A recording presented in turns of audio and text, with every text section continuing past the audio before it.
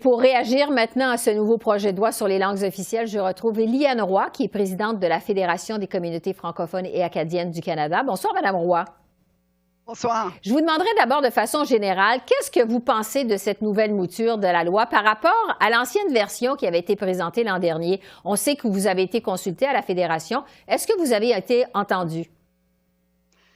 Oui, la FCFA a été entendue, je pense, haut et fort, parce que le projet de loi qui a été déposé ce matin, le projet C13, justement, a des éléments qui touchent aux quatre amendements qu'on voulait voir dans le projet de loi.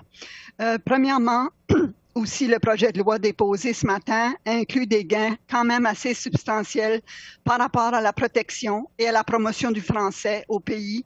Et ça, pour nous, c'est très important, parce qu'on parle de la protection du français partout au pays, pas juste à l'extérieur du Québec, mais partout. Donc, pour nous, ça, c'est un gain qui est quand même très important. Bon, vous parlez justement de gains substantiels. Quels sont les principaux gains dans cette nouvelle mouture de la loi, selon vous?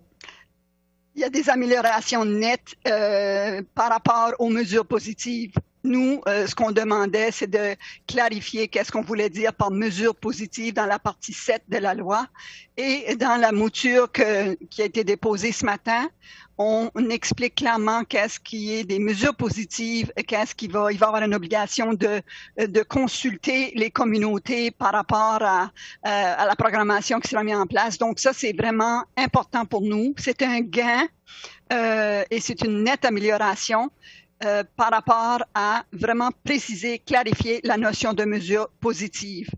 Maintenant, ce qui manque dans cette partie-là, c'est justement, on ne parle aucunement des clauses linguistiques exécutoires. Nous, ce qu'on demandait, c'est dans les ententes fédérales, provinciales, territoriales, qu'on inclut des clauses linguistiques. Si vous vous souvenez du jugement de la Cour d'appel en Colombie-Britannique dernièrement, il y a quelques semaines, si on avait eu des clauses linguistiques en 2008, on n'aurait pas eu à avoir un cas qui s'est promené devant les tribunaux jusqu'en 2022. Mm-hmm.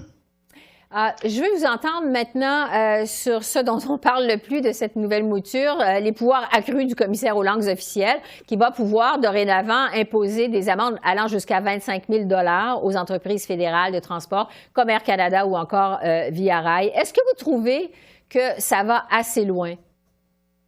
Non, nous, on trouve que ça va pas assez loin. On est quand même content qu'il y ait des avancements de ce côté-là, mais c'est très circonscrit uniquement aux entreprises qui sont mentionnées et non au reste des institutions fédérales. Pour nous, on aurait aimé que ça aurait été beaucoup plus large et que ça aurait couvert l'ensemble des institutions fédérales. Le pouvoir d'ordonnance aussi ne s'applique pas à la partie 7. Et pour nos communautés, vous le savez, la partie 7 est la partie de la loi qui est très importante. Donc, pour nous, dans ce cas ici, je pense qu'on doit considérer développer un amendement pour être capable justement d'ajouter un petit peu plus au niveau des sanctions pécuniaires pour le commissaire aux langues officielles. Il faudra élargir les pouvoirs d'ordonnance du commissaire pour justement qu'il s'applique à la partie 7 de la loi. Une des demandes de la Fédération des communautés francophones et acadiennes, c'était qu'on remette la responsabilité de l'application de la loi au Conseil du Trésor pour renforcer la reddition des comptes.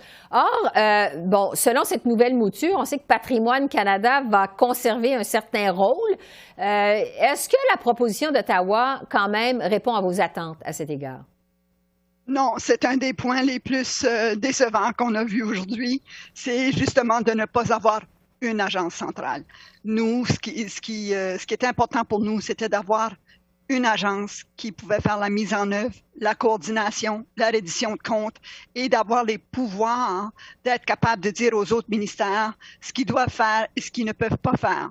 Et des rappels à l'ordre quand c'est nécessaire. Mm-hmm. Et avec la mouture d'aujourd'hui, ce projet de loi-là, C13, ne nous donne pas ça. Le Conseil du Trésor a quand même une augmentation dans ses pouvoirs par rapport à cette loi aux langues officielles, mais Patrimoine canadien maintient son rôle de coordination horizontale. Ouais. Et ça, c'est un peu décevant parce que dans la loi, on lit « doit susciter et encourager ». Donc, ça vient démontrer justement le point qu'on essaie de faire, c'est que Patrimoine ne peut pas exiger ou n'a pas les capacités de dire à un autre ministère quoi faire. Il doit encourager, susciter. Un mot rapide sur l'immigration. Votre fédération réclamait une politique pour rétablir le poids démographique des communautés francophones et acadiennes à 4,4 d'ici 2023.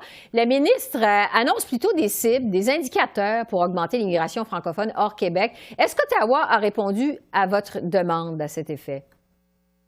Je pense qu'il y a une précision qui a été apportée dans la loi. On parle de cibles, on parle d'objectifs, mesures, comme vous le dites, de reddition de comptes, ça c'est très bien.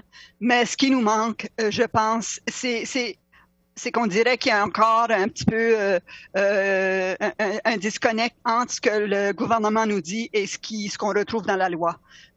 Nous, ce qu'on voulait voir, c'est expliquer une politique en immigration francophone justement pour rétablir le poids démographique, venir s'assurer qu'on ait des cibles qui viennent rétablir et augmenter la vitalité de nos communautés.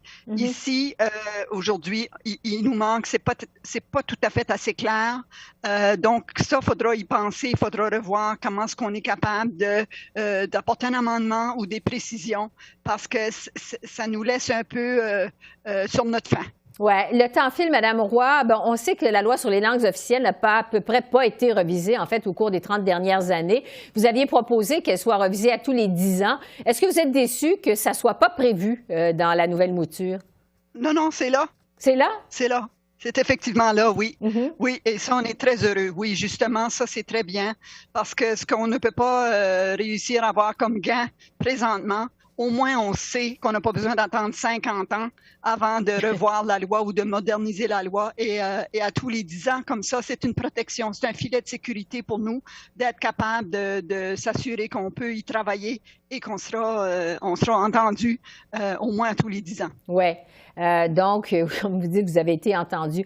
En terminant, Mme Roy, la ministre Petitpas-Taylor a parlé d'une journée historique en présentant sa réforme. Est-ce que, selon vous, Ottawa peut en effet dire mission accomplie? C'est une journée historique, une réforme historique? Oui, je pense qu'on peut dire que c'est historique et on peut remercier la ministre Petitpas-Taylor d'avoir fait le travail nécessaire. Elle nous a dit, en prenant ce ministère-là, qu'elle livrerait son projet de loi dans les 100 premiers jours. Et vraiment, on n'est pas beaucoup plus que les 100 premiers jours ici. Là, on a quelques jours, 100 jours et quelques poussières. Donc, elle a livré.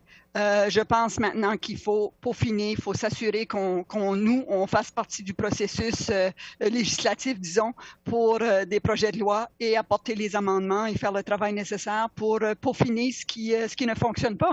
Oui, parce que vous semblez quand même avoir été, à la lumière de ce que vous nous dites, entendu jusqu'à maintenant. Liane Roy, qui est présidente de la Fédération des communautés francophones et acadiennes du Canada, je vous remercie beaucoup. Merci. Merci à vous. Merci de l'intérêt. Au revoir.